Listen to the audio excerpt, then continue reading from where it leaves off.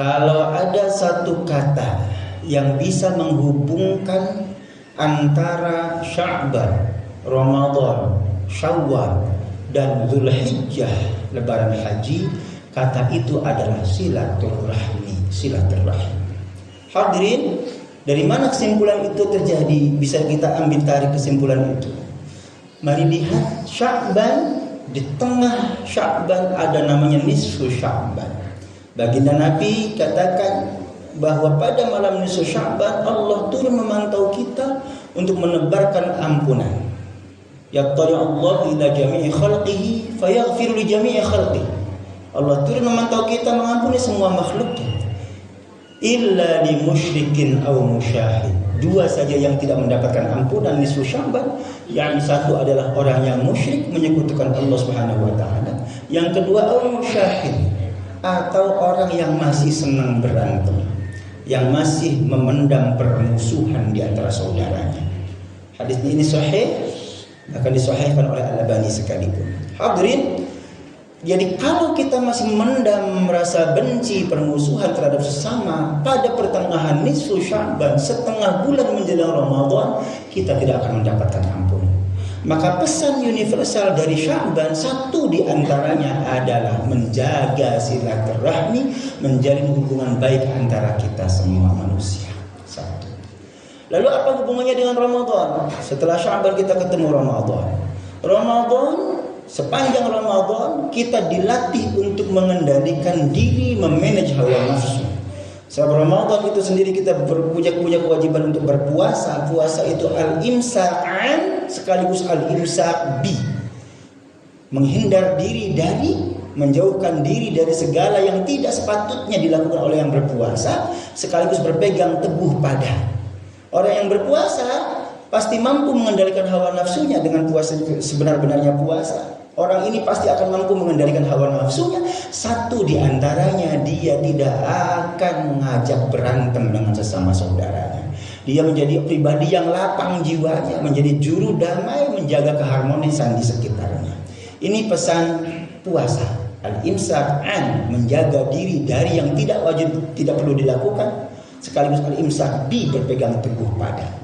Menjauhkan diri dari permusuhan, sekaligus berpegang teguh pada ajaran agama untuk i'tisam bihablillahil matin, untuk menjalin persatuan-kesatuan. Ini Sya'ban, Ramadan. Lalu hubungannya dengan Syawal bagaimana? Di saat Syawal itulah puncak klimaksnya dari Ramadan. Nabi katakan, "Faman shamahu wa qamahu imanan wa ihtisaban."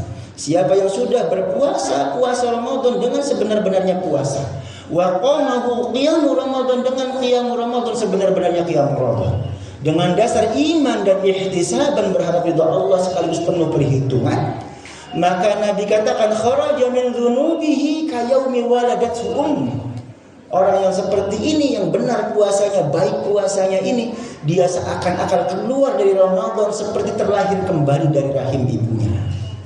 Hadirin, ulama ahli hadis memaparkan yang dimaksud adalah kita keluar dari dosa-dosa kita kepada Allah Subhanahu wa taala. Adapun dosa kepada sesama manusia, maka meskipun kita sudah mengamalkan amalia Ramadan sepanjang Ramadan, dosa kepada manusia belum mendapatkan ampunan sampai dengan manusia itu mengampuni kita. Itu sebab maka momentum Syawal kita manfaatkan betul-betul untuk mohon permohonan maaf, untuk mendapatkan maaf dari semua orang yang kita kenal. Secara nyata maupun dunia maya, semua kita saling mohon permohonan maaf, ngaku salah semuanya. Hadirin, apa sebab? Sebab kalaupun sudah kita laksanakan seluruh amal Ramadan tapi belum mendapatkan maaf dari orang yang kita salahi, maka dosa kita sesama manusia belum terampuni. Hadirin rahimakumullah, inilah hubungannya dengan Syawal. Maka di bulan Syawal kita berusaha menjalin silaturahim itu lebih kuat, lebih erat lagi. Jangankan teman dekat, saudara dekat, tetangga dekat, bahkan yang jauh kita satroni, kita datangi untuk mendapatkan maaf mereka semua. Banyak di antara kita masih punya kampung, pulang kampung saat Syawal untuk bermaaf-maafan. Ini adalah kunci silaturahim. Sya'ban mengajarkan kita untuk tidak bermusuhan. Ramadan mengajarkan kita untuk mampu mengendalikan diri sehingga menjadi pribadi yang damai, tidak bermusuhan.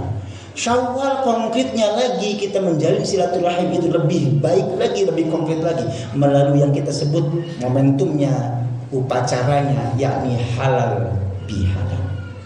Hadirin, lalu apa hubungannya dengan Idul Adha? Apa hubungannya dengan Dzulhijjah Idul Adha? Hadirin rahimakumullah, di bulan Dzulhijjah saat Idul Adha kita punya dua syariat yang luar biasa. Pertama adalah ibadah haji yang hari-hari ini sudah siap berangkat kloter-kloter awalnya. Yang kedua adalah ibadah kurban. Kalau kita lihat dalam perspektif sosial, dua-duanya mengajarkan kepada kita untuk menjalin hubungan baik dengan sesama manusia. Sebab haji mengajarkan kepada kita bahwa semua manusia sama di hadapan Tuhannya. Tidak ada pangkat, jabatan, kedudukan, semua embel-embel atribut duniawi lepas semuanya. Kita semua menggunakan kain putih yang sama, kain ihram yang sama. Itu menunjukkan bahwa manusia di hadapan Tuhannya sama. Maka kemudian kita diajarkan secara langsung tidak langsung untuk menjaga persatuan kesatuan sesama manusia, untuk menjalin silaturahim antar sesama manusia. Ini haji. Kurban diminta oleh agama, diajarkan oleh agama agar kita rela berbagi kebahagiaan yang kita miliki. Orang yang punya sebagian rizki, kelebihan rizki, dia kemudian membeli hewan kurbannya, lalu hewan kurbannya tidak dihabiskannya sendiri, dibagi 2/3 kepada orang lain sekitarnya. Maka hadirin, secara nyata haji maupun kurban mengajarkan kepada kita untuk menjalin silaturahmi. Dahsyatnya kalau Idul Fitri levelnya masih lokal, interlokal, masih kisaran Indonesia, maka Idul Adha levelnya sudah internasional. Kita menjalin silaturahmi bukan hanya sesama manusia sebangsa setanah air se-Indonesia, tapi manusia sedunia melalui ibadah haji itu. Hadirin rahimakumullah, maka itu sebab khatib menarik kesimpulan bahwa satu kata yang bisa mewakili hubungan antara Sya'ban, Ramadan, Syawal dan Idul Adha ibadah haji adalah kata itu adalah silaturahmi atau silaturahim. Hadirin rahimakumullah, kita semua faham silaturahmi maupun silaturahim dua-duanya baik meskipun konotasinya memang berbeda. Silat menyambung, wasala yasilu silatan. Rahmi, rahimah yarhamu rahmah, rahman, kasih sayang. Silaturahmi berarti menyambung kasih sayang. Adapun kalau kita baca silaturahim, rahim artinya adalah peranakan. Maka silaturahim berarti nyambung tali peranakan, nyambung persaudaraan. Kita menganggap manusia yang berbeda dengan kita, orang tuanya, seakan-akan lahir dari ibu yang sama, lahir dari rahim yang sama. Itulah makna silaturahim. Hadirin rahimakumullah, ini bagian paling awal hubungan antara Sya'ban sampai dengan Idul Adha. Bagian yang keduanya terakhir adalah apa manfaatnya? Kenapa begitu pentingnya agama menekankan silaturahim itu? Manfaatnya tentu sangat banyak, diambil dari Al-Quran maupun hadisnya. Yang pertama utama adalah silaturahim itu adalah wujud nyata dari iman. Silaturahmi adalah aktualisasi dari nilai iman yang ada dalam diri kita. Iman tidak terlihat. Bagaimana aktualisasinya? Baru kita bisa nilai. Apa itu? Aktualisasinya adalah silaturahmi. Hadis Nabi SAW satu di antaranya menyebutkan man kana yu'minu billahi wal yawmil akhir. Hadisnya panjang, satu di antaranya adalah falyahsil rahimah. Siapa yang mengaku beriman kepada Allah dan hari akhir, maka sambunglah tali silaturahmi di antara mereka, di antara saudaranya.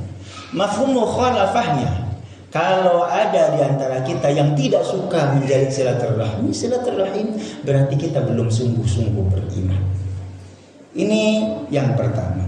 Hadirin, yang kedua, 4 saja poin yang ingin kita sampaikan. Yang kedua, manfaat dari silaturahmi itu adalah menggugurkan dosa. Ketika kita silaturahim pasti kita bersalaman. Bertemu, tegur sapa, kemudian ulurkan tangan bersalaman. Nabi katakan, Ma min muslimain yaltaqiyain fayatasafahan. Ma min muslimain yaltaqiyain fayatasafahan illa ghufira lahumma qabla an yatafarraqa qabla an yaftariqa. Kalau ada dua orang Islam datang bertemu bersalam-salaman, maka berguguranlah dosa di antara keduanya sebelum mereka berpisah. Dosa di antara kita yang bersilaturahmi Allah ampuni. Inilah manfaat silaturahim yang kedua. Tadi saat Ramadan Allah sudah ampuni dosa-dosa kita seperti keluar dari rahim ibu yang bersih suci kembali seperti semula. Tapi kalau kita masih punya dosa kepada sama manusia, kita belum terampunkan dosa sama manusianya. Dengan silaturahmi berjabat tangan, Allah gugurkan dosa-dosa kita antar sesama manusia. Dua. Yang ketiga yang sangat sering disampaikan, man arada ayyub sadalahu fi rizqihi wa ayyun sa'alahu fi asarihi falyasir rahim. Yang ketiga, siapa yang ingin dibukakan pintu rizkinya lebih banyak lagi, lebih lapang lagi. Wa ayyun sa'alahu fi asarihi, dipanjangkan jejak langkah kebaikannya. Mana awalnya bukan panjang umur. Ayyun sa'a dari kata nasi'ah. Kata yang sama nasi'ah artinya adalah berkembang, bertumbuh, bertambah. Ada riba namanya riba nasi'ah. Ayyun sa'a, siapa yang ingin dipanjangkan, dikembangkan, ditumbuhkan apanya? Fi asarihi, jejak langkah kebaikan. Disebut panjang umur karena orang yang panjang umur itu artinya adalah kebaikannya terus dikenang sepanjang masa. Panjang umur berbeda dengan panjang usia. Usia kita bisa terbatas 50, 60, 70 tahun. Tapi umur kita bisa lebih panjang dari umur kita atau dari usia kita atau lebih pendek darinya. Nabi Muhammad SAW 63 tahun saja usianya. Tapi seakan-akan masih bicara dengan kita hari ini melalui hadis-hadisnya. Itu namanya panjang umur. Syafi'i 50 sekian tahun, tidak sampai 55 tahun usianya. Tapi seakan-akan beliau masih mendampingi kita dalam ritual kita, dalam ibadah kita. Itu namanya panjang umur. Imam Ghazali sama umurnya dengan Imam Syafi'i kurang lebih nggak nyampe 55 tahun. Usianya pendek, tapi umurnya panjang sampai hari ini nasihatnya masih kita dengar. Itulah panjang umur. Siapa yang ingin dibukakan pintu rezekinya, dipanjangkan umurnya, jejak langkah kebaikannya dikenang sepanjang masa, falyasil rahim. Nabi katakan sambunglah tali silaturahmi, tali silaturahmi. 3. Yang terakhir, surga balasan. Nabi katakan la yadkhulul jannah qattaa. Orang yang memutuskan tali silaturahmi tidak akan pernah masuk surga. Kebalikannya, kalau pengen masuk surga, jadilah orang yang cinta silaturahmi. Mudah-mudahan hubungan baik kita kepada sesama manusia itu benar-benar sebagaimana Nabi katakan adalah sama dengan menjalin hubungan baik dengan Allah Subhanahu wa taala. Kalau baik hubungan kita dengan Allah Subhanahu wa taala, surga tentu balasannya. Amin ya Allah.